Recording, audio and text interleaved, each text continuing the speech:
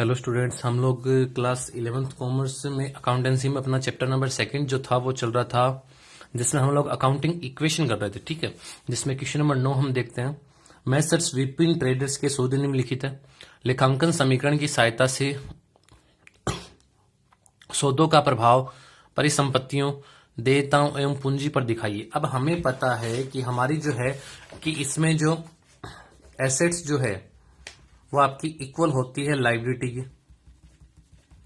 ठीक है, लेकिन यहाँ पे जो है, यहाँ पे लाइबिलिटी को दो पार्ट में से बता रहा है कि एसेट जो है, लाइबिलिटी हमारी दो पार्ट में बता रही है कि एक इंटरनल और एक एक्सटर्नल।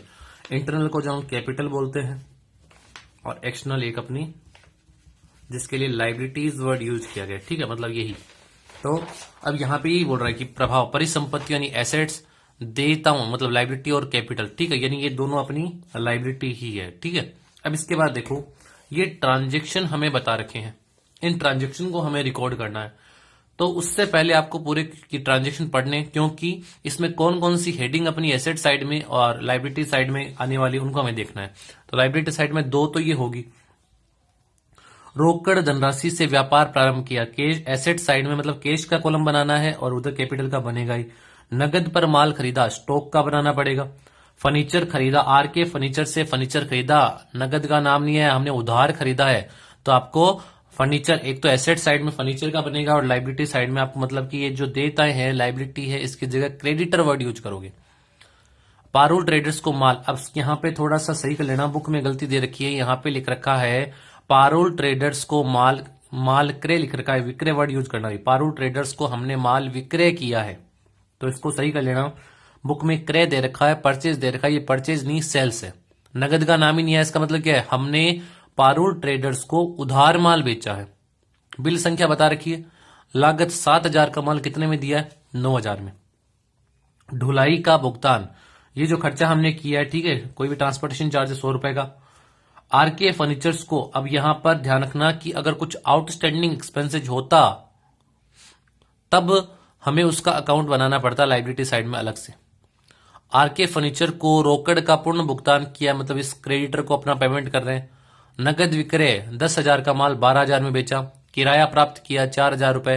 व्यक्तिगत उपयोग के लिए आहरित नगद आहरण, हमने नगद आहरण ड्रॉइंग दो तरह की, एक गुड्स की और एक कैश में। अगर गुड्स में होती तो हम स्टॉक को कम करते, कैश में हो रही है तो हम कैश को कम करेंगे। प्रॉफिट लॉस जो भी होता है उसका एडजस्टमेंट कैपिटल में हमें करना है। ठीक है, तो अब हम इस क्वेश्चन को स्टार्ट करते हैं। हमें अकाउंटिंग इक्वेशन बनानी है, तो अकाउंटिंग इक्वेशन का पहले फॉर्मेट बनाएंगे, सीरियल नंबर, ट्रांजेक्शन, एसेट्स में फिर उसकी अलग अलग हेडिंग डालेंगे, कैश, स्टॉक, फर्नीचर, डेटर। ठीक है, और उस साइड में फिर हम लोग देखेंगे लाइबिलिटी में अपना कैपिटल और एक अपनी क्रेडिटर। तो इसका फॉर्मेट हम लोग तैयार करते हैं कि फॉर्मेट किस तरीके से इसका बनने वाला है। ठीक है, तो क्वेश्चन नंबर जो है वो अपना 9 नंबर क्वेश्चन है, इसको हम देखते हैं। क्वेश्चन नंबर 9 लिखना पड़ेगा यहां पर अकाउंटिंग इक्वेशन।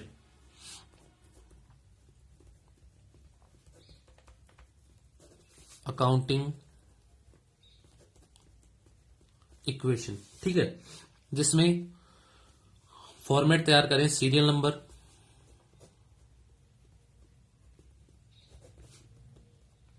ट्रांजेक्शन, ठीक है, उसके बाद में आपको एसेट्स साइड में एक तो बनानी है cash plus stock plus debtor plus furniture. Assets आपकी इक्वल होगी, एसेट्स आपकी इक्वल होगी किसके, एक तो आपकी कैपिटल प्लस आपके क्रेडिटर, लेनदार के, कैपिटल प्लस क्रेडिटर, या ऊपर लाइबिलिटी वर्ड यूज कर सकते हो। ये हमारा फॉर्मेट है। ठीक है, तो फॉर्मेट मैंने बता दिया किस तरीके से भी, ये ऊपर assets, serial number, transaction, assets, liability. Assets के आपको पहले क्वेश्चन को पढ़ना है, फिर इसमें पढ़ाई कर इतने ही हमारे ट्रांजेक्शन आते हैं, कैश हुआ, स्टॉक हुआ, ये तो नॉर्मली देखने को हमें मिलता ही है। फिर इनमें लाइन ड्रॉ करेंगे, प्लस वाले में भी आपको ये ध्यान रखना है, इसको भी हमें अलग से ही लिखना है।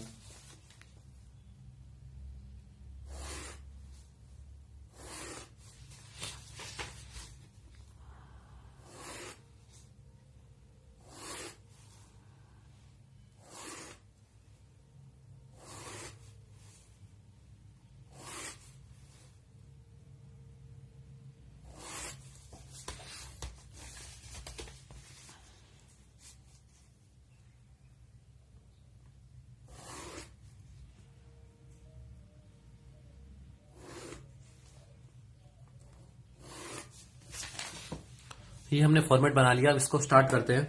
सबसे पहला जो अपना ट्रांजेक्शन है वो ये है कि रोकड़ से धनराशि से व्यापार प्रारंभ किया। रोकड़ धनराशि से व्यापार प्रारंभ किया, तो बिजनेस स्टार्टेड विद कैश। तो लिखेंगे 1 नंबर पे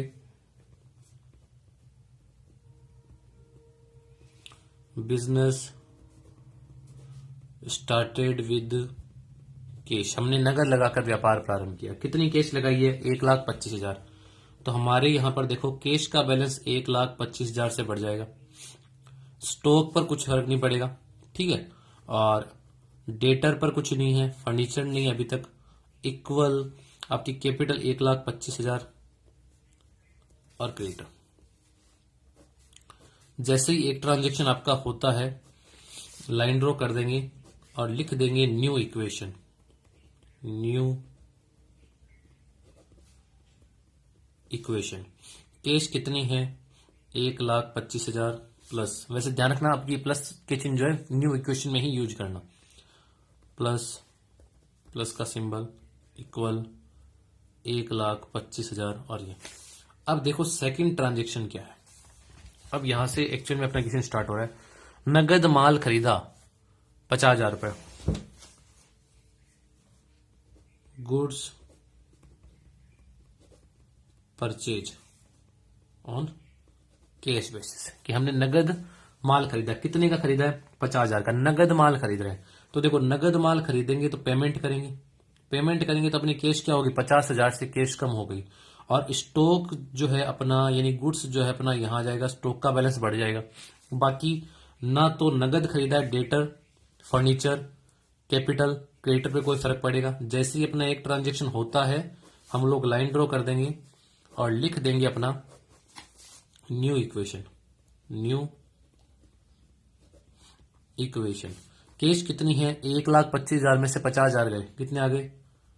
75,000 रुपए। प्लस स्टॉक कितना है आपके पास?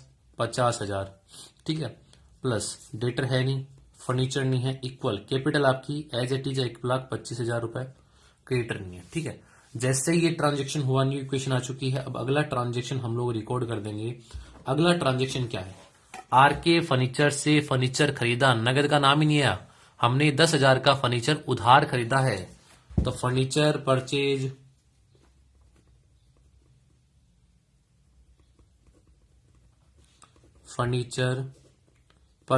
फ्रॉम आरके फर्नीचर्स के, हमने फर्नीचर खरीदा। अब देखो उधार खरीदा 10,000 का, कैश कम हो गया, कैश पे कोई फर्क नहीं पड़ा, स्टॉक पर कोई फर्क नहीं पड़ा, फर्नीचर एसेट्स है। उधार खरीदा है, डेटर पर कोई फर्क नहीं पड़ा, फर्नीचर एसेट्स बढ़ जाएगी और एक अपनी लाइबिलिटी बढ़ जाएगी। 10,000 का खरीदा है तो इधर 10,000 से अपना फर्नीचर बढ़ गया। कैपिटल पर कोई फर्क नहीं पड़ा। उधार खरीदा है तो आपके क्रेडिटर जो है वो 10,000 से बढ़ जाएंगे। जैसे ही हमने अपनी इस इफेक्ट को शो कर दिया अपनी एसेट्स और लाइबिलिटी पर, वैसे ही लाइन ड्रॉ कर देंगे और लिख देंगे न्यू इक्वेशन। अब न्यू इक्वेशन में देखो आपके पास कैश कितनी है? 75,000। स्टॉक कितना है? 50,000। डेटर है नहीं, फर्नीचर 10,000, इक्वल, ठीक है। अब 1,25,000 ये है और प्लस 10,000 आपके पास क्रेडिटर है। इधर आ रहा है 1,35 और इस साइड का भी अपना टोटल आ रहा है 1,35। अब अगला ट्रांजेक्शन, ट्रांजेक्शन नंबर 4। अगला ट्रांजेक्शन क्या बोलता है? अगला ट्रांजेक्शन कह रहा है कि पारुल ट्रेडर्स को माल विक्रय किया हमने। Good sold to Parul traders. 7,000 का माल 9,000 में, 7,000 का माल 9,000 में, यानी 2,000 का हमारा प्रॉफिट है। अब देखो गुड्स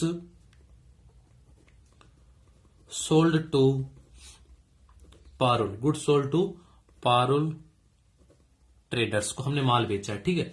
माल बेचा, विक्रय कर लेना, इसको गलत दे रखा है। तो यहां पर हमने 7,000 का, नगद का नाम ही नहीं आया, उधार बेचा है। उधार बेचा तो देखो कैश पर कोई फर्क नहीं पड़ेगा। 7,000 का माल 9,000 में बेचा तो गुड्स तो 7,000 का कम हुआ है, तो ये 7,000 का बैलेंस हमने कम कर दिया। 7,000 का माल 9,000 में बेचा, देनदार हमारे 9,000, मतलब हम तो अगले से कितना लेंगे? 9,000। बाकी 2,000 अपना किस चीज का? प्रॉफिट। तो ये हम कैपिटल में प्लस कर देंगे।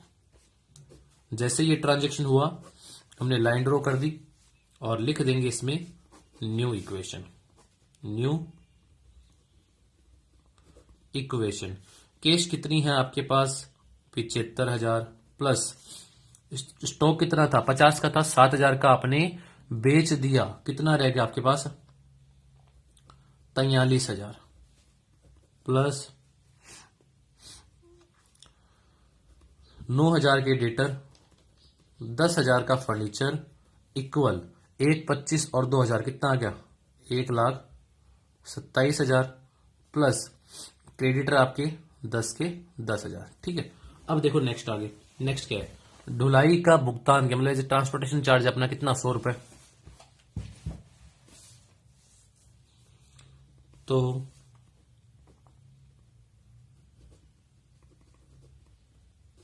ट्रांसपोर्टेशन या कैरी चार्जेस पेड भुगतान किया नगद में करेंगे 100 रुपए का, तो ये हमने 100 रुपए का भुगतान कर दिया। खर्चा है स्टोव डेटर फर्नीचर पर कोई फर्क नहीं पड़ेगा, कैपिटल में से एडजस्टमेंट होगा, कैपिटल में से 100 रुपए लेस हो जाएंगी। जैसे ये ट्रांजेक्शन हुआ लाइन ड्रॉ की हमने लिख देंगे अपना न्यू इक्वेशन कि 1,75,000 में से 100 गए कितना आ गया 74,900 प्लस स्टॉक कितना 43,000 प्लस डेटर कितने 9,000 फर्नीचर कितना 10,000 इक्वल 1,27,000 में से हो गए 1,26,900। ठीक है, प्लस क्रेडिटर आपके 10,000। नेक्स्ट आर के फर्नीचर को रोकड़ का पूर्ण भुगतान किया 9,700, 10,000 का खरीदा था 9,700 का भुगतान कर रहे हैं, यानी 300 रुपए का हमें क्या मिल चुका है डिस्काउंट मिल चुका है। वो डिस्काउंट हमारे लिए क्या है फायदा है। अब सुनिएगा यहां पर कैश पेड टू आर के फर्नीचर पूर्ण भुगतान में 9,700 का भुगतान किया, मतलब हमारे यहां से कैश कितनी कम हुई है हमारे यहां से कैश कम हुई 9,700। स्टॉक पर कोई फर्क नहीं पड़ा, डेटर पर कुछ नहीं पड़ा, फर्नीचर पर नहीं पड़ा, ये आपके 10,000 से कम हो जाएंगे। भी पेमेंट हो चुका मतलब इनको तो बुक से खत्म करना पड़ेगा, फाइनल सेटलमेंट हो चुका है। बाकी 300 रुपए का हमें फायदा हो चुका है, वो 300 रुपए हम इसमें प्लस कर देंगे। वैसे नेट इफेक्ट देखोगे तो इसमें माइनस जो है 9,700 ही लेस हुए और इधर भी 9,700 का ही एडजस्टमेंट, ये कैश कम हुई है। लाइन ड्रॉ कर देंगे, फिर लिख दो न्यू इक्वेशन। हमेशा ध्यान रखना जैसे ही आपकी न्यू इक्वेशन आती है एक बार टोटल कर लिया करो कि टोटल सेम आ रहा है ना, अगर नहीं आता है तो उसी समय पता लग जाएगा मेरी इक्वेशन में कहीं ना कहीं गलती हो चुकी है। इसमें से लेस करेंगे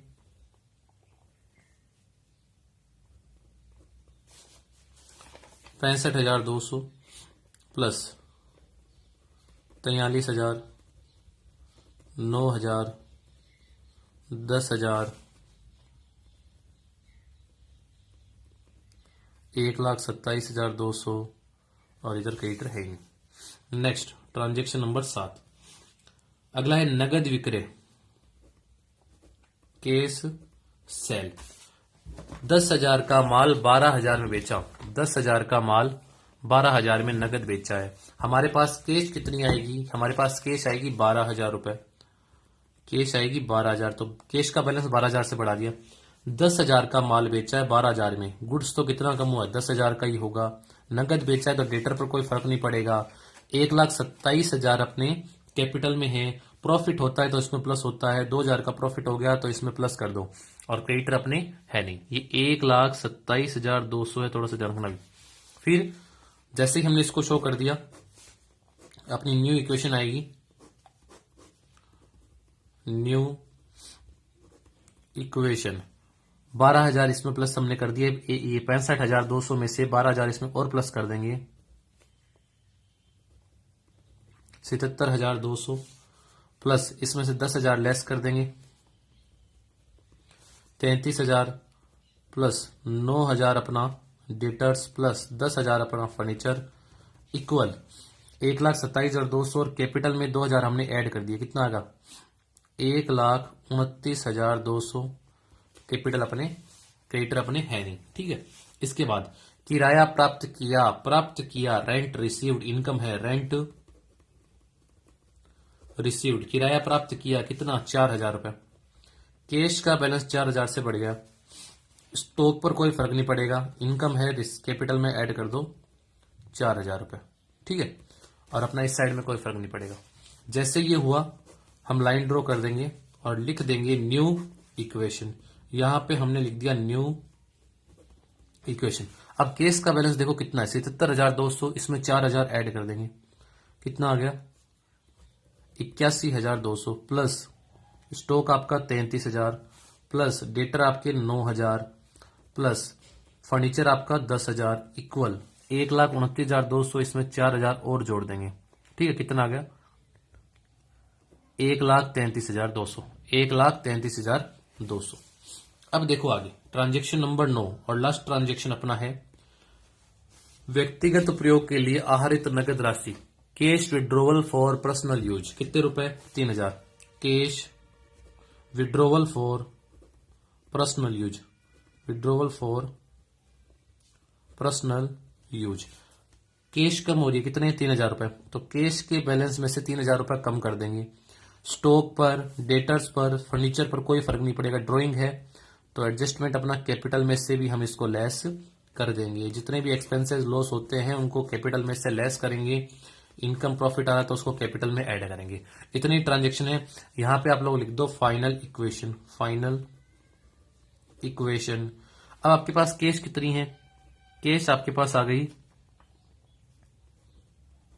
78,200, प्लस स्टॉक आपके पास आ गया 33,000, प्लस डेटर आपके पास है 9,000, फर्नीचर आपके पास है 10,000, और इसमें 1,33,000 में से गए 1,30,200, ठीक है, और क्रेडिटर अपने है नहीं। अब यहां पे देखिएगा कि फाइनल इक्वेशन जब आती है तो आपकी दोनों साइड का टोटल इक्वल आना चाहिए। तो मैंने देखा मेरी लाइबिलिटी कितनी है, आपकी लाइबिलिटी है 1,30,200, ठीक है, ये लाइन कुछ एक्स्ट्रा रहेगी। एसेट्स का टोटल देखते हैं तो एसेट्स का टोटल भी आपका इतना ही आना चाहिए 78,200। बुक में चेक कर ले, कैश आपकी आ रही है 78,200, ये रहा 78,200। गुड्स आ रहा आपके पास, स्टॉक आ रहा है 33,000 का, फर्नीचर है 10,000 का, डेटर है आपके 9,000 के, तो 1,30,200। और अपनी इस साइड में लाइबिलिटी देता है, मतलब लाइबिलिटी साइड में देखें कैपिटल कितनी है आपकी 1,30,200। तो ये मेरा अकाउंटिंग इक्वेशन का क्वेश्चन कंप्लीट हो चुका है, ठीक है। नेक्स्ट क्वेश्चन जो है वो आपको करना है क्वेश्चन नंबर 10, नहीं होगा तो वो करवा देंगे। और लास्ट क्वेश्चन अपना अकाउंटिंग क्वेश्चन का, उसके बाद जो है हम इस चैप्टर का नेक्स्ट कंसेप्ट, हमने 2 अभी तक कंप्लीट कर लिए, एक तो जनरल एंट्री उसके रूल्स वगैरह, एक हमने अकाउंटिंग इक्वेशन, और अब जो है हम लास्ट में जो अपना रहने वाला है कि अकाउंटिंग इक्वेशन के बाद एक लेजर जो है इसी में है, उस लेजर को हम लोग कंप्लीट कर लेंगे, ठीक है। तो ये हमारा जो है क्वेश्चन नंबर 9 हो चुका है। नेक्स्ट क्लास में हम क्वेश्चन नंबर 10 सॉल्व करेंगे। Thank you.